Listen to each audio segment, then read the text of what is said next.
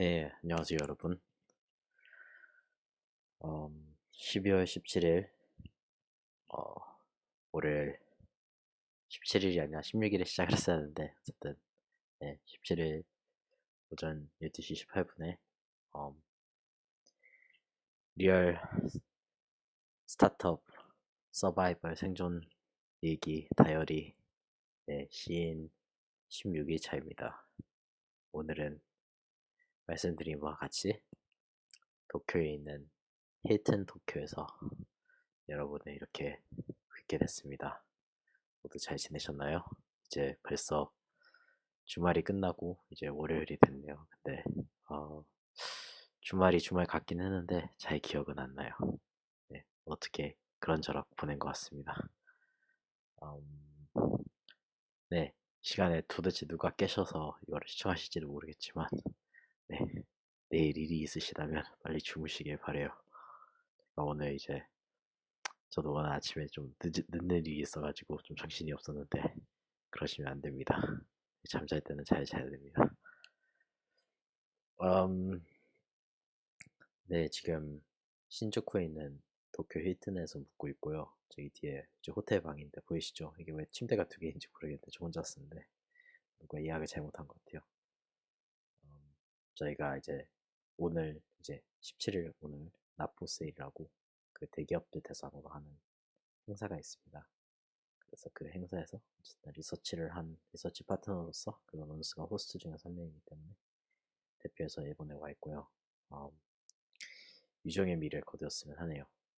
사실 지금은 너무 차분해요. 싱가포르 때는 진짜 정신이 없었는데 싱가포르 때는 이게 잘 될지 안 될지 사람들이 이게 좋은 컨텐츠일지 아닐지 고민을 좀 했어요. 근데 지금 같은 경우는 그런 고민은 하나도 없고 좋은 컨텐츠일 거다. 사람들이 어, 이거에 대해서 고마워할 거다라는 확신이 좀 많아서 그래서 훨씬 그때에 비해서 기분이 더 좋습니다. 음, 네.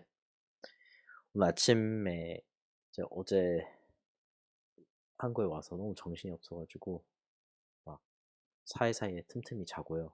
그 다음에 저녁에는 나보스의 일본 준비하고 영훈이랑 얘기하느라 너무 정신이 없고 막 일을 하다 보니까 결국에 또 아니나 다를까 또 2시간, 3시간만 자고 일어났는데 제가 비행기 이륙 시간 잘못 생각해가지고 진짜 원래 막 국자선 하면 2시간 전에는 비행기장에 도착해야 되잖아요. 근데 그게 아니고 어 비행장에 진짜 막 저 언제 도착했지? 막 1시간 전 도착해가지고 진짜 부랴부랴 국자선 긴급 속도로 해가지고 진짜 탑승 게이트 클로즈하기 1분 전에 제가 들어가게 됐네요. 그런데 이제 그렇게 하루를 시작했죠. 정신없게. 그리고 뭐 시간이 뭐 일본까지 오는 시간이 1시간인데 잠 뭐 잘 정신이 있었겠습니까? 뭐 밥도 주고 이래야 되는데 그런데 이제 일본에 와서 어쨌든 호텔 체크인을 할 때는 여기서는 아예 버스 스케줄 표를 저한테 주더라고요. 버스 스케줄 자기 다 대신 잡아주고 그래서 아 여기는 진짜 사람들이 배려 잘해준다라는 게 약간 이런 거 놓고 하는 얘기구나 이런 생각이 들었습니다. 피원커버님 안녕하세요. 저희 방송할 때마다 매번 보네요. 뭐 하시는 분이신지 너무 궁금합니다. 그런데 이제 일본에 이제 제가 평생 해서 두 번째 와보는 거예요. 그래서 첫 번째 왔을 때는 뭐 디테일이나 아니면 뭐 좋은 점, 막 포장한 거나 이런 것들, 사람들이 말하는 뭐 배려 있는 거나 이런 거를 많이 느꼈는데, 오늘은 아직도 막, 그런데 뭐 일본에 보면 사람들이 뭐, 아니, 이 사람들은 도대체 무슨 생각하면 사는지 모르겠다. 우리나라 사람 기준으로서. 이런저런 얘기가 많잖아요. 음, 저는 아직 막 그 정도까지는 생각을 안 해봤는데, 오늘 처음 느낀 거지만, 어, 좀, 이 나라가 이제 선진국, 후진국이라는 게 우리가 평균으로 선진국, 후진국이라는 얘기를 많이 하는구나. 이게 실제로 따지고 보면 부분적으로 선진국인 국가가 있고 부분적으로 후진국이 국가가 있는데 최소한 암호화폐 아니면 화폐 입장에서 보면 일본이 굉장히 후진국이라는 거를 오늘 진짜 많이 느꼈어요. 뭐 예를 들어서 몇 가지가 있었는데 첫 번째는 이제 뭐 제가 이륙하기 전에 저번에도 이제 일본 자주 갔던 같이 이제 나포세이 호스팅하는 형이 그런 말 하더라고요. 시연아, 너 현금 가져야지 일본에서 쓸 수 있다. 그래서 이게 무슨 말이지? 거기는 카드 안 받아? 이렇게 해서 현금을 안 들고 왔어요. 그러니까 아니나 다를까 일본에서는 아무것도 제가 하지를 못하더라고요. 그래서 그게 좀 스타트부터 좀 충격적이었던 트립이었는데, 그래서 이번은 화폐를 두둑히 챙겨왔죠. 그러니까 당연히 동전이 많이 남을 수밖에 없을 거 아니에요. 동전도 많이 남고, 그 다음에 지하철에서는 종이표를 나눠주고, 그리고 리무진 버스를 내리는데, 리무진 버스 내리는 곳에 이제 제가 타는 곳에 약 3명의 청년이 이렇게 대기를 하고 있어요. 그리고 그 친구들이 이제 짐 실는 거 도와주고, 그 다음에 리무진 버스가 가면서 중간중간에 스탑을 할 거 아니에요. 근데 그 스탑마다 그 짐을 내리도록 도와주는 사람이 한 명씩 있는 거예요. 그래서 그냥 드는 생각이, 아무리 서비스 정신이 좋다 하더라도 이거는 그냥 개인이 하면 되는 거 아닌가? 왜 이렇게 불필요한 사람들을 고용해서 하고 있지? 약간 90년도에 우리나라 그 막 엘리베이터 걸 있었잖아요. 그 엘리베이터 번호 눌러주는 누나들. 그 느낌이 나는 거예요. 그냥 불필요한 거를 친절이라는 말로써 포장해가지고 불필요한 걸 둔 거? 그래서 이게 이런 점을 봤을 때는 우리나라는 진짜 선진국이구나. 우리는 진짜 디지털 화폐와 어, 디지털 화폐와 디지털 결제 시스템에 익숙해진 이제 이런 네, 그런 사람들이 살고 있는 디지털 인프라도 다 갖춰져 있고, 그런 거에 비해서 여기는 디지털 화폐도 통용이 되고 있지 않고 결제 시스템도 통용이 되지 않고, 사람들이 과거의 거를 더 사랑하고, 그래서 분명히 옆에 나라고 선진국이고 그런 건 알겠는데, 이런 점에 있어서는 우리나라가 가지고 있는 것을 나는 훨씬 좋아하고 이걸 더 즐긴다라는 거를 제가 알게 됐습니다. 또 한 가지 느낀 거는 이제 일본의 암호화폐 규제가 얼마나 혁신을 막고 있는지를 좀 많이 느꼈어요. 그러니까 두 가지인데, 과연 혁신을 막고 있는 것인가 아니면 이거를 궁극적으로 촉진시킬 것인가, 이거에 대한 건데, 음, 그러니까 무슨 말이냐면, 첫 번째는 어, 혁신을 막고 있다라는 말은, 목재이고 있다는 말은 무슨 말이냐면, 그러니까 일본은 지금이야 이제 지금 막 엔터프라이즈가 관심을 가지기 시작했단 말이에요. 우리나라는 작년에 비하면 작년에 엔터프라이즈들이 막 관심을 가지기 시작했는데, 지금 막 다른 엔터프라이즈급에서 관심을 가지고 있고, 그렇기 때문에 엔터프라이즈에서 일하는 개발자들이 과연 암호화폐나 블록체인에 관련된 그 테크 스택 자체 노출 자체가 우리나라보다는 일단 적게 돼 있어요. 그리고 언어적인 장벽은 사실 우리나라랑 비슷하고, 그리고 그것 때문에 여기에 투입된 자본도 적기도 하고요. 그게 이제 좀 조이는 방법이 그런 거고, 근데 반대로는 또 규제가 빡세다 보니까 혁신이 더 잘 된다라는 생각이 든 거는, 일단은 여기서 일본에서 합법적인 암호화폐가 있습니다. 몇 개가. 예를 들어서 뭐 이오스 같은 경우는 합법적이지가 않아요. 그래서 이오스 커뮤니티가 일본에는 없는데, 그러다 보니까 비트코인과 이더리움 코어 개발자 수가 그냥 많다는 거. 우리나라보다 훨씬 많아요. 커밋을 하는 친구들도 많고. 사람이 많아서 그렇다고 할 수 있지만, 저는 그거보다는 좀 더 집중이 잘 돼서 많은 것 같고, 그리고 저희 파트너사인 해시허브에 오늘 방문을 했는데, 넌스 스티커를 이제 떨궈야 돼서 가서 넌스 스티커를 주고 왔는데, 거기서 이제 개발자 트레이닝을 하고 있어요. 그러니까 몇 개만 집중을 할 수 있으니까 개발자 트레이닝 코스나 이거에 대해서 잘 이해하고 계시는 분들도 계시고, 그리고 뭐 그분들이 2012년, 2013년 이렇게 시작하셨던 일본 분들이신데, 코어 커미터들도 꽤 계시고, 그분들이 이제 교육을 이제 오프라인에서 그런 커뮤니티 세팅에서 하려고 하신다는 거, 그런 것도 되게 배울만 했고, 그리고 뭐 불법적인 거, 그러니까 다양성인 측면에서 이제 많은 게 불법이다 보니까 합법적인 거에 에너지가 많이 쏠리고, 그것들만은 그래도 좀 활발하다는 거. 그게 이제 우리나라는 사실 슈코인이 너무 많죠. 슈코인이 너무 많고 불필요한 프로젝트에 정신이 분산되는 경우가 많은데, 과연 그게 좋은 것인가, 아니면 이렇게 일본 정부도 자기가 무엇을 규제하는지 딱 알고 한 것 같진 않은데, 그래도 이 방법이 더 맞는가에 대해서 생각을 좀 하게 됐어요. 음, 그러다 보니까 오늘 이제 해셔브에서 이제 오늘 사실 발간되는 게임이 있습니다. 사루토비라는 게임인데, 제가 기회가 되면 한번 리뷰를 하고 싶은데, 얘네가 라이트닝 네트워크 지갑을 만들었더라고요. 그래서 라이트닝 네트워크 지갑과 연동을 해가지고 게임을 해서 게임에서 코인을 얻으면 이 코인을 가지고 라이트닝 허브를 써가지고 거기서 사토시로 교환을 해줘요. 그래서 그런 거 같은 경우 약간 비트코인 우리나라에서 비트코인 라이팅 네트워크로 어플 만드는 사람 몇 명이 될지 모르겠지만 그런 사람이 존재한다는 거 그게 참 재밌었던 것 같습니다. 네. 솔리디파이님께서 중국같이 나라 체제가 공산당이면 모든 시스템을 쉽게 바꿀 수 있지만 민주주의에서 그게 힘든 것 같아요. 뭔가를 바꾸려고 하면 그거에 대한 반발이 계속 생기니 카카오 카풀도 그렇고 구글도 그렇고 한국 핀테크 산업도 규제 때문에 못 크고 있고 저는 유럽 사는데 여기도 데뷔 카드는 많이 쓰지만 삼성페이, 카카오페이, 애플페이 이런 거 쓰는 사람 아예 없더라고요. 라고 하셨는데 음, 근데 중국에 대해서 약간 얘기하자면 중국이 이제 요즘 블록체인 하면 되게 재밌는 게 그러니까 자기네만의 블록체인 샌드박스 이런 거 만들잖아요. 그러면서 여기에 분위기가 물론 중국에 이더리움 코어 개발자들이 있어요. 근데 해외 블록체인 자체는 좀 배척하는 느낌? 그게 크거든요. 손이 라이트닝으로 하면 수수료는 1사토시입니다. 대부분의 경우. 지금 같은 경우는 딱 어디서나 어디로 다른 데로 정선하는데 1사토시 수수료 듭니다. 금액과는 상관없이. 음, 그런데 네 중국 애들하고 얘기해보면 다 그래요. 막 이더리움 외국 블록체인은 안 뜰 거야. 왜냐면 중국 정부가 그걸 밀어주지 않고 그 손을 안 들어주기 때문에 이런 의견이 팽배적인데 과연 옛날에 그런 어쨌든 우리는 인구 1억 있으니까 우리는 만리장성을 쌓고 우리는 우리 안에서만 잘하면 돼 라는 그런 마인드가 건재할 것인가 아니면 어, 나의 정원을 열어두고 모두 와서 같이 이 땅을 일구자라고 생각하는 오픈소스 아니면 더 나가서 오픈 리소스식의 접근법이 맞을 것인가 저도 그게 잘 모르겠거든요.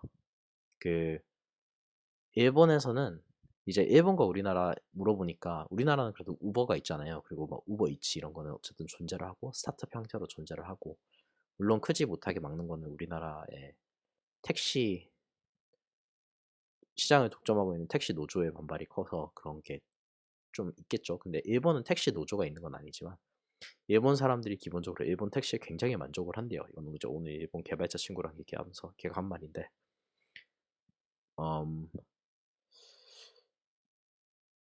각 정부마다 새로운 기술을 도입하는 거나 아니면 받아들이는 거나 그런 거에 대해서 여러 가지 생각을 할 것 같아요. 우리나라도 음, 그런 공 이제 공공교통 그게 지하철이 됐든 공중교통 맞죠? 그거를 잘 깔아놨는데 이게 갑자기 우버나 이런 게 들어오면서 한 번에 disrupt 되면 국가의 몇십 년 계획이 한 번에 틀어지는 거잖아요.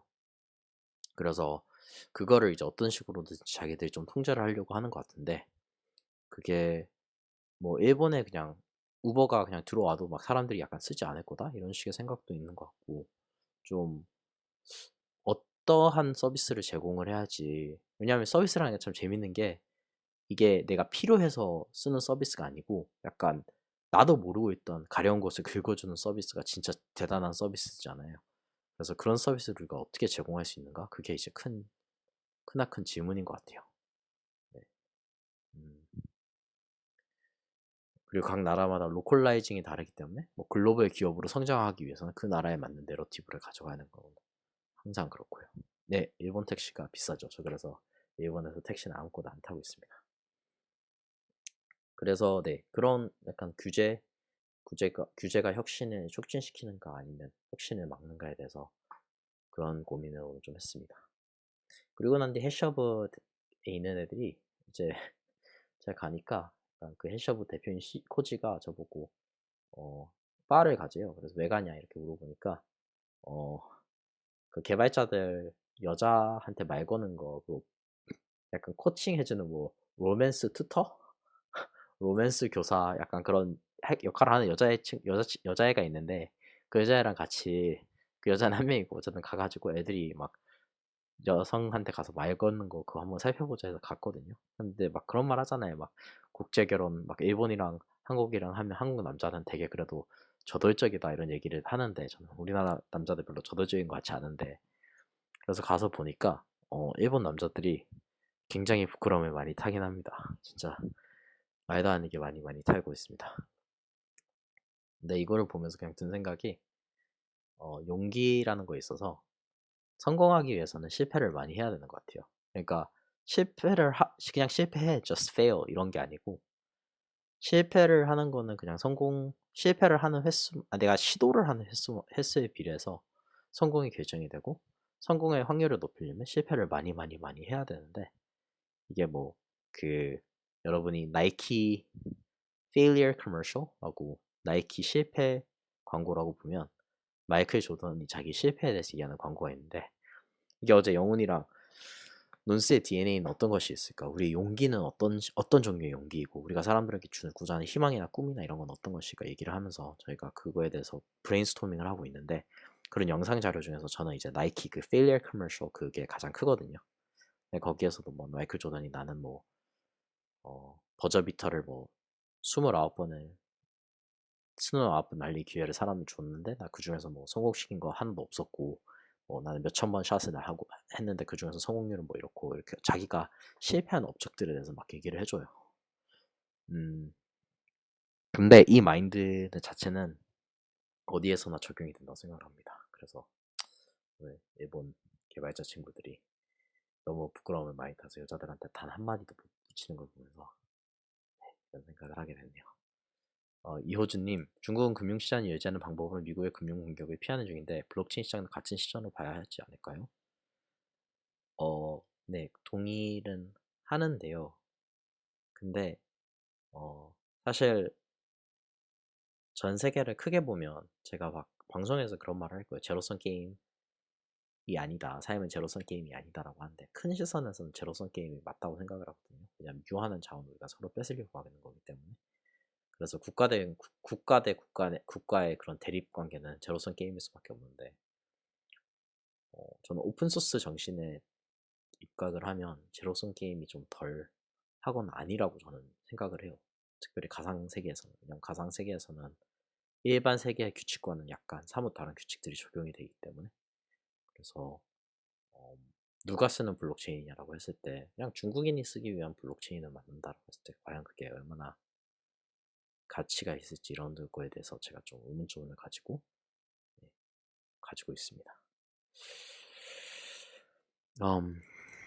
그래서 일본에서 오늘 이제 버스를 타고 지하철을 타고 돌아다니는데 빌딩 마무리한 방법이나 아니면 지금 막 신주쿠 있으니까 주변에 큰 고층 빌딩들이 엄청 많아요. 사실 강남에도 고층 빌딩 많지만 여기는 왜 이렇게 많지? 그냥 막 후지산이 보여야 하는데 후지산이 막 안 보이고 이러니까 답답한 거예요. 그리고 사람 수도 진짜 많고 우리나라가 경제 규모도 우리나라보다 훨씬 많잖아요. 그래서 이런 것들을 생각을 하다 보니까 좀 압도가 됐어요.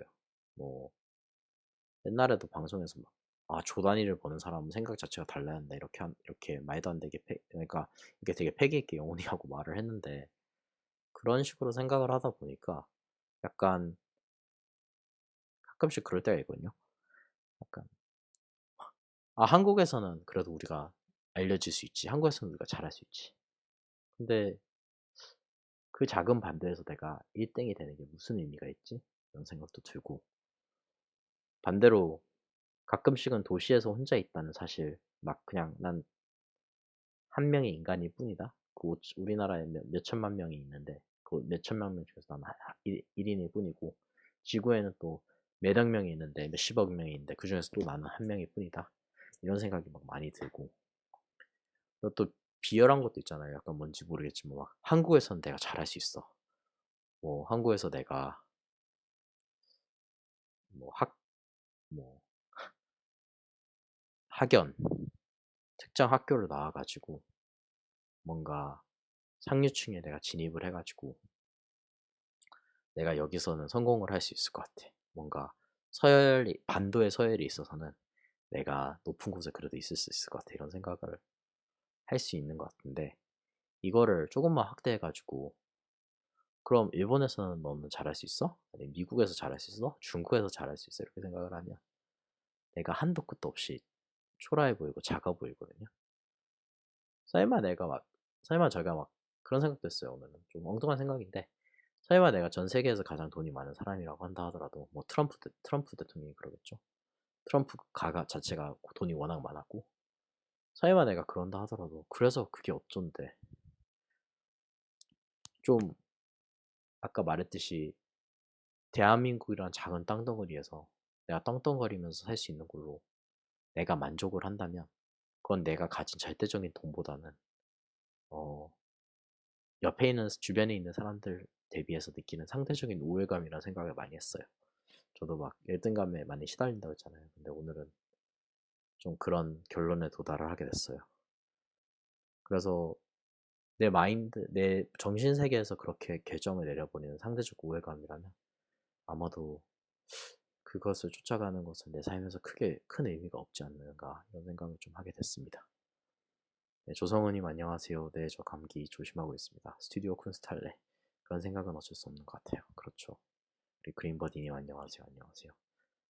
처음 뵙는 분들이 많네요.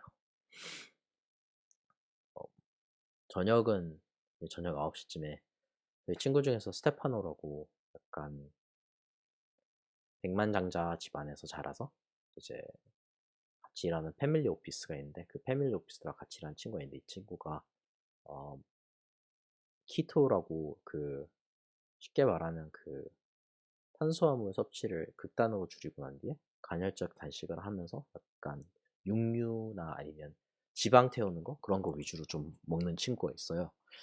그래서 그 친구는 저희가 밥 먹을 때마다 자기 시간하고 안 맞으면 안 먹거든요. 그래서 오늘 막 야 이거 소고기가 일본에서 기가 막힌데 와규 소고기가 워낙 유명하잖아요. 그래서 맛있는 데 먹으러 가자라고 해서 거기 가서 이제 막 먹기 시작했는데 정말 코딱지만큼 주고 엄청 비싸거든요. 일본은 뭐 다 아실 것 같아요. 저는 두 번째 봤으니까 신기합니다. 근데 그 친구도 이제 그분이 이제 41살이세요. 오늘 올해 만으로. 그래서 근데 정말로 다양한 경험을 많이 해봤어요. 왜냐하면 평생 자기 부모님 돈이 많았고 자기도 평생 그 돈을 누리면서 살았고 그리고 오늘도 막 얘기했던 게 나 테슬라 주식 30불일 때 3,000주 사가지고 나 어, 30불일 때 3,000주 사가지고 300불일 때 다 팔았어. 뭐 이런 얘기도 하고 그냥 암호화폐를 떠나가지고 원래 그냥 돈이 있었고 돈으로 돈 잘 버는 그런 친구였는데 그 친구가 어렸을 때도 다양한 경험 많이 해봤고 정말 망나니처럼 산 경우도 있고 산 망나니처럼 산 해가 좀 꽤 길죠.